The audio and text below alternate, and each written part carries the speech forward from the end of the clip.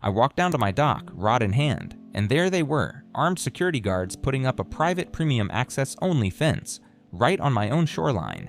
I'll tell you this, if there's one place in this whole damn world where I actually feel at peace, it's out on that lake. Always has been. I'm not some hotshot tournament guy or whatever. I fix boats. Got a little shop at the edge of town, mostly run by word of mouth. If you've got an outboard that's more stubborn than a mule, you probably end up at my door sooner or later. That's how I pay the bills. But fishing? That's for me. That's my thing. Has been since I was a kid. Some folks go to church on Sundays. I go to the lake. That's where I clear my head. That's where the noise stops. When I finally scraped up enough money to buy my own patch of land out here, it wasn't some grand plan. I wasn't trying to impress anybody. All I wanted was a place where I could walk down to the water, put a line in, and be left the hell alone. And I was damn lucky. The little lot I bought? It came with proper lake rights. Full, written into the deed, recorded at the county. Fishing, boating, shoreline access. Locked in, permanent. That's rare around here these days. A lot of the newer parcels, they're stuck with HOA restrictions or have no lake access at all. But mine was old school. The kind of deal you only get if you know what to look for and move fast. I built that dock myself. Took me 3 weekends and more cussing than I'd care to admit. Nothing fancy, just good solid timber, enough to tie off a boat and fish in peace. And it became my spot. After work, after life hit me upside the head. Divorce, health scares, you name it. That dock was where I went to breathe.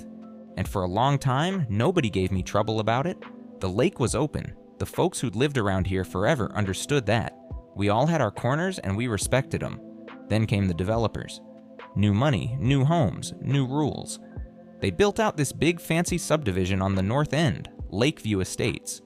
Of course it came with a shiny new HOA, and with it came folks who figured their $800,000 Lakeview house gave them more say than the rest of us combined. I kept to myself, figured they'd play their little HOA games up there and leave the rest of us alone. But then Melissa Crane showed up, new HOA president, ex-real estate agent, big ideas, big attitude. She started pushing this whole premium lake experience nonsense, new docks, exclusive memberships, private events, corporate partnerships. And I'm thinking, lady, this is a damn lake, not a country club.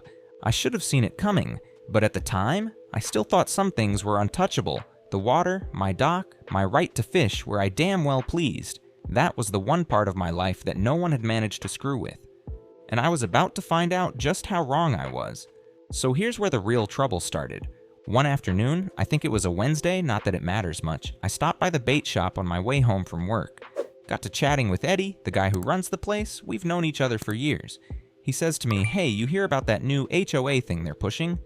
I shake my head. What thing? He pulls out this glossy little flyer, all fancy graphics and marketing fluff. Lakeview Premium Club, the future of lake access. $1,500 a year. Members only fishing rights. Priority boat launch access, private docks. I'm standing there staring at it like, what the hell am I reading? I ask Eddie, where'd this come from? HOA sent them to everybody in Lakeview Estates, and word is they're gonna start enforcing it on the whole lake. Now right then, I figured it was just big talk. HOA loves making themselves sound more powerful than they are. My property wasn't in their little fiefdom. I had full rights written into my deed. I wasn't worried, yet. But then the letters started showing up. First it was one. Looked all official. Lakeview Estates, HOA letterhead, gold embossed logo, the whole 9 yards.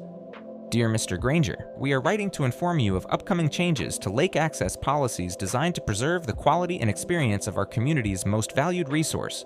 Blah blah blah. Then the kicker. To continue using the lake for fishing or boating, all individuals must enroll in the Lakeview Premium Club and agree to the new terms of use. Failure to do so will result in revocation of all access privileges and potential legal action for trespassing. I must have read that line 5 times. Then I laughed. Out loud.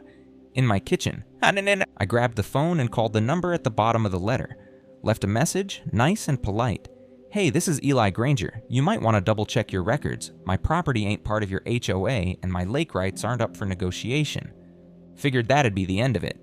2 days later, another letter, this one not so friendly. Final notice, you are currently in violation of Lakeview Estates lake access policy. Immediate compliance is required. They had the gall to attach a form, an agreement, where I was supposed to sign away my deeded rights and agree to their new rules. At that point, I knew this wasn't just a mistake. They were coming after me on purpose. So I made some calls, checked with the county. My property was still recorded exactly as it should be. My lake rights were still in place. No new ordinances, no new county policies. Then I started hearing from folks around the lake. 2 neighbors who'd been fishing out of kayaks got stopped by a couple of rent-a-cops, private lake security, and told they couldn't be on the water without Premium Club stickers on their boats. One of them was a veteran, retired Coast Guard. The guy almost blew a gasket. That's when it hit me. This wasn't just about me. They were trying to take over the whole damn lake. So I called Melissa Crane, left a message. She called back 2 hours later, voice sugary sweet. Mr. Granger, I understand there's been some confusion. The Lakeview Premium Club is simply an enhancement to ensure quality lake use going forward. I told her flat out, lady, there ain't a damn thing in my deed that says I owe you a cent or have to join any club to fish the lake I've had rights to for 20 years. There was a little pause, then that voice sharpened, just a hair. Well, I'd strongly encourage you to reconsider. The HOA is fully prepared to enforce our new policies. That was the first real violation. The first line they crossed. It wasn't just talk anymore, they were coming for what was mine. And I knew right then I wasn't going to let them take it without a fight. At first, I thought maybe they'd back off. I mean, once they realized I wasn't some idiot who'd just roll over and sign their little Premium Club agreement, you'd think they'd move on to an easier target. But no, that ain't how people like Melissa Crane operate. A couple days after that phone call, I started noticing things. Little things at first. One morning I came down to the dock and the chain on my gate had been cut, just lying there in the grass like a dead snake. Now, I don't keep my dock locked to keep folks out. Hell, most of the old-timers know they're welcome to fish off it if they clean up after themselves, but I do lock it when I'm not there, just to keep the out-of-towners from trashing the place. I figured maybe some kids had messed with it. Stuff happens. But then it got worse. A week later, I had a couple of clients booked. 2 guys from out of state wanted a guided base trip. I went down early to prep the boat. Now, my boat, she ain't fancy, but she's my pride and joy. 16-foot aluminum hull, 40-horse outboard I rebuilt myself, trolling motor up front. Been running smooth for years. I got down there and right away I knew something was wrong. There were deep gouges all along the starboard side of the hull, long jagged scrapes that looked like someone had taken a damn crowbar to her. Couple spots where the metal was peeled back, nearly through. And when I checked the outboard, the lower unit had been bashed in. Prop bent all to hell. No way that was accidental. I just stood there for a minute staring at it. My stomach twisted so hard I thought I was going to be sick. I knew damn well who'd done it. No one else had a reason. No one else stood to gain from putting me out of commission. But they were smart about it. No cameras down there, no witnesses, just damage and silence. I canceled the charter, refunded the clients out of my own pocket, spent the rest of the day hauling the boat up to my shop, trying to salvage what I could. I was angry, real angry, but I kept it quiet, didn't post online, didn't storm over to Melissa's place screaming. I knew I needed proof if I was going to hit back. Then came the last straw. About 3 days after the boat got hit, I went down to the dock again, figured I'd at least throw a line in, clear my head. And that's when I saw it. Half the boards on the end of the dock had been ripped up. The whole last section was sagging, half collapsed into the water, support beams kicked out, the metal cleats I'd bolted in, gone, clean, torn out. I just stood there, looking at the wreckage, my spot, my place to breathe. Gone. And again, no note, no cameras, no witnesses. Just a big, silent screw you from someone who thought they could bully me into walking away. But here's the thing, they made a mistake. See the boat? That pissed me off. The dock? That hurt. But both of those things told me something important. They were getting desperate. Melissa and her crew weren't just playing legal games anymore. They were taking swings in the dark, hoping I'd fold. And that meant they were scared. That's when I knew I wasn't just dealing with an HOA drunk on power. I was dealing with people who'd crossed the line. And if they thought that was going to scare me off, they didn't know me very well. Not one damn bit. After they trashed my dock, I'll admit, I wanted to go straight for their throats. But I didn't. Not yet. See, I'm not stupid. You charge in swinging without a case, you just end up looking like the crazy one. That's what they wanted. That's what Melissa wanted. Me losing my cool so she could play victim. So I took a breath, thought it through. First thing I did, got my paperwork in order. Drove down to the county recorder's office, pulled a fresh certified copy of my deed. highlighted the part that spelled out my lake rights in plain black and white. Fishing, boating, shoreline access. Irrevocable, permanent. No HOA nonsense anywhere in sight. Then I wrote a formal letter to the Lakeview Estates HOA. No ranting, no threats, just the facts. Dear Ms. Crane, it has come to my attention that members of your HOA have taken actions to interfere with my lawful use of Lakeview. Please be advised that my property is not subject to your HOA rules, and that I retain full legal rights to fish, boat, and access the lake as per my recorded deed. I respectfully request that you cease and desist from any further attempts to restrict these rights, and that you repair the damage done to my personal property. Failure to do so will result in legal action. I sent it certified mail, made damn sure they'd have to sign for it. Then I figured, just to cover all bases, I'd loop in the Department of Fish and Wildlife. See, in this state, they're the ones who issue fishing guide licenses. They're supposed to protect access, not hand it over to the highest bidder. So I called their local office, explained the situation, told them my dock had been damaged, my boat vandalized, and now the HOA was trying to block me from using a lake I had full rights to. The woman on the phone sounded young, polite enough, took my info, and said someone would get back to me.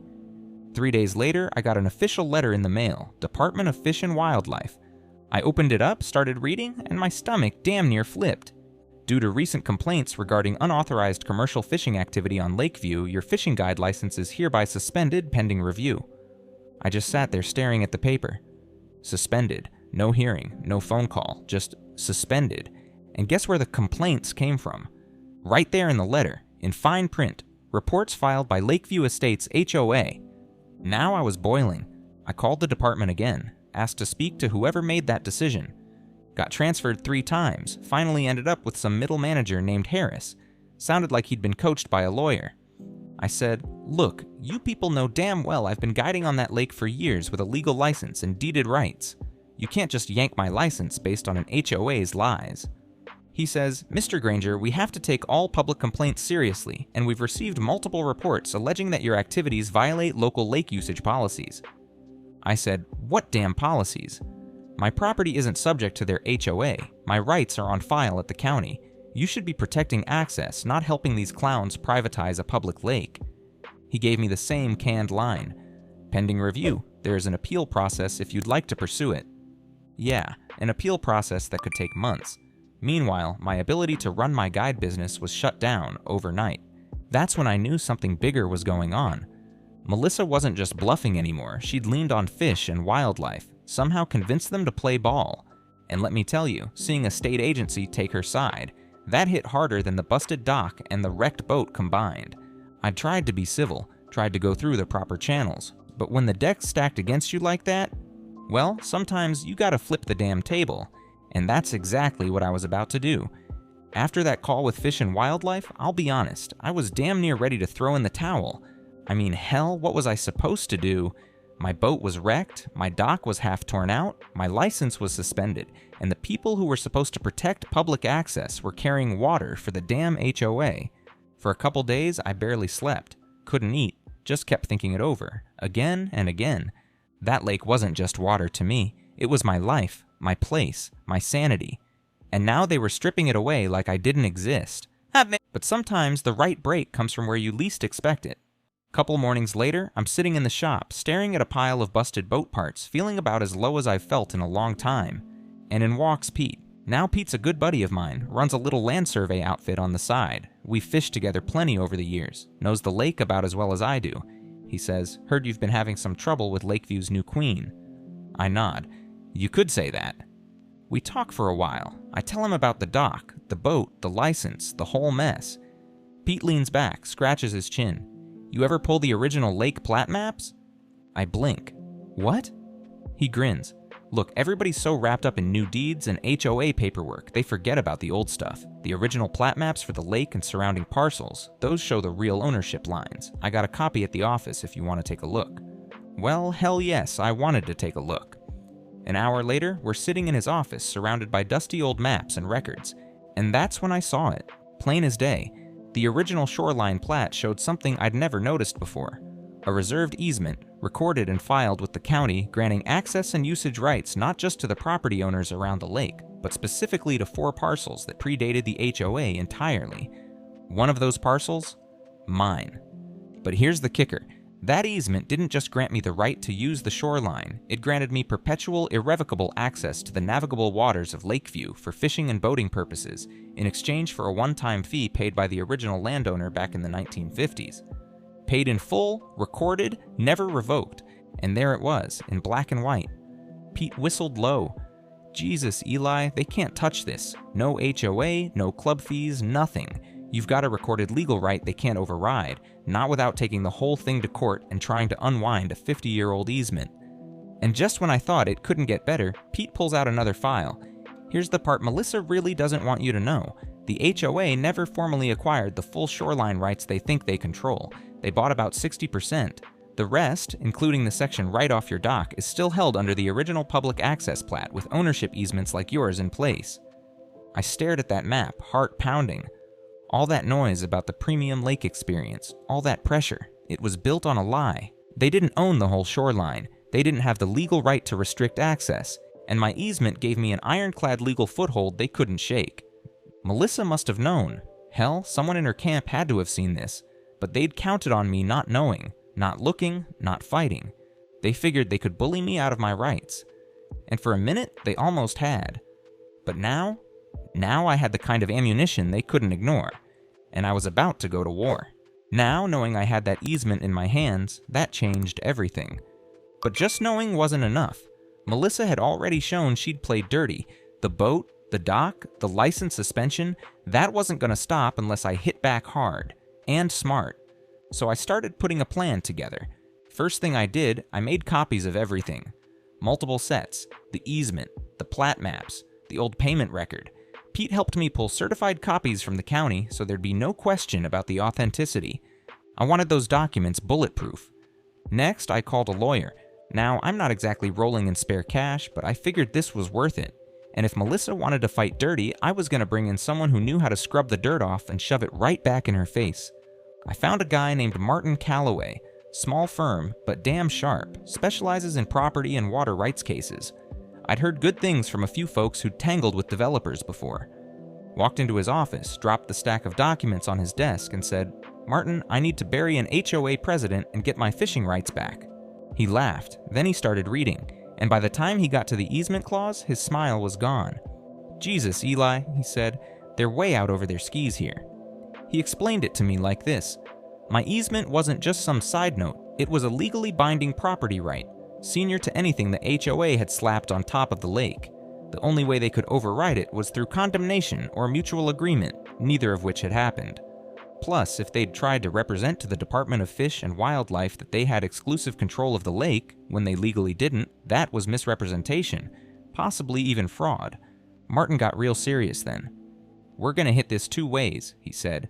"First, I'll file a cease and desist against the HOA, formally notifying them of your easement rights and demanding immediate restoration of access, including repairing your dock and compensating for the boat damage." "And second?" I asked. He grinned. "We're going after the state agency. Public records request for all communications between the HOA and Fish and Wildlife regarding your license. If they colluded to suspend it under false pretenses, we've got grounds for a formal complaint and possibly a lawsuit." That was music to my ears. But I didn't stop there. I also reached out to a reporter I knew, Tracy from the local paper. She'd written a piece a year back about HOA abuse cases and was always looking for a new angle. I told her the whole story, showed her the documents, told her about the boat, the dock, the license suspension. By the time I was done, she looked about, ready to throw her laptop through the nearest window. "They can't do this," she said. "You mind if I dig into it?" I smiled. Please do." While Martin started filing paperwork and Tracy started sniffing around for a story, I got busy too. See, I wasn't going to wait around for the legal wheels to turn. I wanted to make damn sure Melissa and her crew knew exactly how bad they'd screwed up. So I printed out that easement, blew it up big, put a copy in a clear plastic sleeve, and I stapled it to a new sign on my dock. Public notice. This property is subject to perpetual easement, granting full lake access to the owner. Any attempt to interfere with these rights will result in legal action. Then I added another line. Document on file at the county recorder's office, copies available upon request. That sign went up first thing in the morning, and wouldn't you know it, by noon, a couple of Melissa's rent-a-cops were standing on the shoreline squinting at it, looking mighty uncomfortable. I just sat back in my chair, sipped my coffee, and smiled. Because now the fight was public. Now they had to either back off or double down, and either way, I was ready. Melissa thought she could push me around, but she'd just handed me the one thing I needed most, a reason to fight like hell. And fight I damn sure would. Once that easement sign went up on my dock, I knew there was no going back. But hell, I didn't want to go back. They'd come after me hard, wrecked my boat, trashed my dock, tried to ruin my name with fish and wildlife. I'd played it straight, gone through every proper channel, and they still tried to steamroll me. Now it was my turn. Martin moved fast. First thing he filed was the cease and desist letter to the HOA, backed by the certified easement documents. Sent copies to Melissa, the HOA's attorney, and, this part was key, to the board members personally. Martin explained it like this: when board members knowingly participate in enforcing an illegal policy, they can be held personally liable. Once you make that clear in writing, the rats start to scatter. Next, he filed the public records request with the Department of Fish and Wildlife. Wanted every email, every phone log, every scrap of communication between them and the HOA about me or my license. And boy, was I hoping there was dirt to find. While Martin was handling the legal side, I worked with Tracy, the reporter. She'd already started digging, and what she found pissed her off even more. Turns out Melissa had pitched her whole premium lake experience plan to the HOA board by claiming they had full and exclusive control of the lake and shoreline, conveniently leaving out the little detail about the existing easements. And worse, she'd used that false claim to pressure Fish and Wildlife into suspending my license. Told them I was operating illegally in restricted waters controlled by the HOA. Tracy had a source inside the agency. Couldn't name names yet, but the source confirmed that Melissa had been leaning hard on them, pushing for my license to be yanked without a proper hearing. That's when Tracy said, "You mind if I take this public? Be my guest." A week later, the headline hit the front page of the local paper. Private HOA moves to control public lake, longtime guide targeted in power play. The story blew up fast. Not just the paper, folks started sharing it on local Facebook groups, fishing forums, community boards, you name it, and people were pissed. See, a lot of folks around here fish that lake. Some of them have been doing it for decades. They didn't take kindly to the idea of some HOA queen trying to turn it into her personal cash cow. I started getting calls, emails, hell, even handwritten letters. Total strangers offering support. Some offered to testify on my behalf. Others just said, keep fighting. It felt good, damn good, but I wasn't done. I also reached out to a local group that fights HOA overreach. They put me in touch with another attorney, one who specializes in bringing federal complaints when state agencies get too cozy with private actors. Martin looped him in. Between the two of them, they drafted a formal complaint to the state attorney general's office alleging HOA misrepresentation of ownership and control of public waters, collusion between the HOA and Fish and Wildlife leading to illegal suspension of a state license, harassment and destruction of personal property. That complaint went out certified mail with all the supporting documents. And just to make sure no one missed it, Tracy wrote a follow-up piece breaking down every point. Plain English, big headlines. By this point, the pressure was building fast. Melissa's little empire was starting to crack. I heard from a buddy, one of the older homeowners in Lakeview, that board members were in full panic mode. Half of them hadn't even known about the easement issue. Now they were worried about personal liability. And Fish and Wildlife? Word was they'd started an internal review. Tracy's source said the agency director was deeply concerned about what the emails were going to show. Good. Let them sweat. For weeks, they'd had me boxed in, wrecking my boat, trashing my dock, cutting off my license. They thought they had me beat. Now the tide was turning, and for the first time since this whole mess started, I felt like I could breathe again. But the fight wasn't over yet. No, not by a long shot. It didn't take long for the dam to break. About a week after Tracy ran that second article, the one that laid it all out, plain and ugly, I started getting more calls. First, it was Martin. "You're going to want to sit down for this one," he said. "The public records from Fish and Wildlife just came in." He emailed me a stack of PDFs, and let me tell you, it was a gold mine. There it was, in black and white, email after email from Melissa to the agency, claiming the HOA had full legal control of lake access. A lie. Stating that my guiding was illegal because I hadn't purchased premium access, complete fabrication. Pushing for my license to be suspended immediately without a hearing, which is exactly what happened. And here's the part that really lit me up. An internal email between two Fish and Wildlife staffers, one writing to the other. "Are we sure we should be doing this? I thought Granger had an old easement that still applied. Melissa is pushing hard, but I'm not comfortable.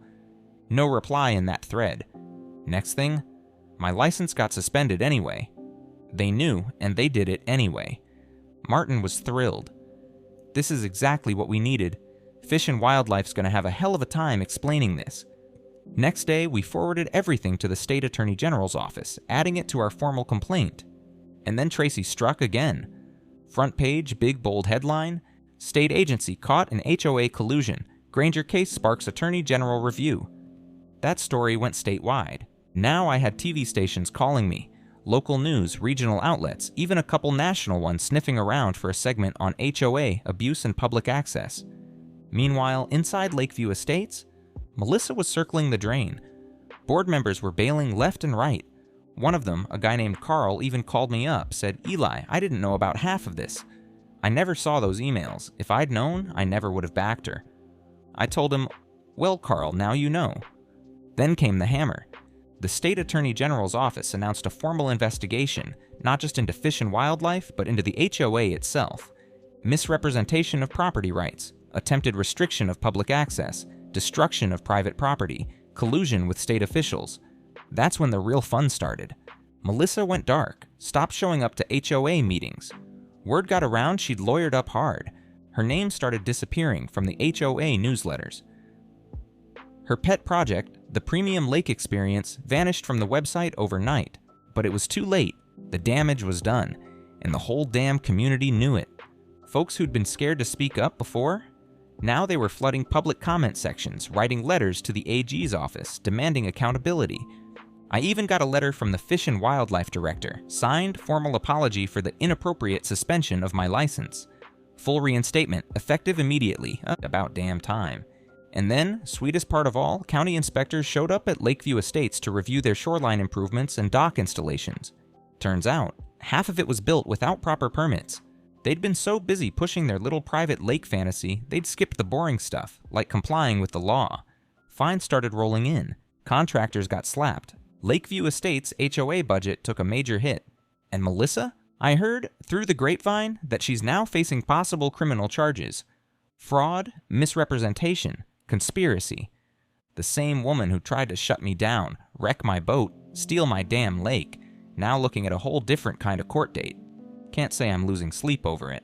You know, funny thing is, after all that noise, lawyers, reporters, TV crews, AG investigators, what I remember most is the first morning I got my dock fixed and just went fishing again.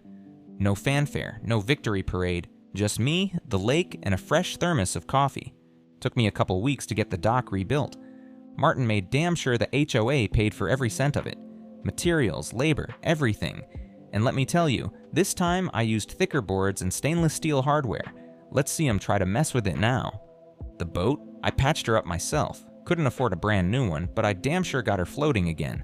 And once my license got reinstated, I booked my first trip back out. Small group, just a dad and his teenage son visiting from out of state. Good folks. We launched early, sunrise painting the water gold, cool breeze, glassy surface, perfect morning. And as we eased out past my dock, I looked back and grinned. The easement sign was still there, still bold, still legal, and not a single HOA rent-a-cop in sight. Word had gotten around. Melissa's little goons weren't coming near my shoreline anymore. Hell, last I heard, the whole Premium Lake Experience big scam had been officially canceled. HOA board was gutted, budget was bleeding, and Melissa herself? Well, let's just say she wasn't exactly posting about enhancing community value these days. I cast my line, watched it arc through the morning air. Felt that old familiar peace settle in. Some things are worth fighting for, not because they pay the bills, not because they impress anyone, because they matter, because they're yours, and because if you don't stand up for what's yours, who will? So yeah, the lake's still here, my dock's still here, and me, I'm still here, fishing, guiding, and smiling every damn time I pass that easement sign. Funny how a little piece of paper can mean so much. But sometimes, it's the only thing standing between you and the folks who think they can take whatever they want. Not this time. Not ever again.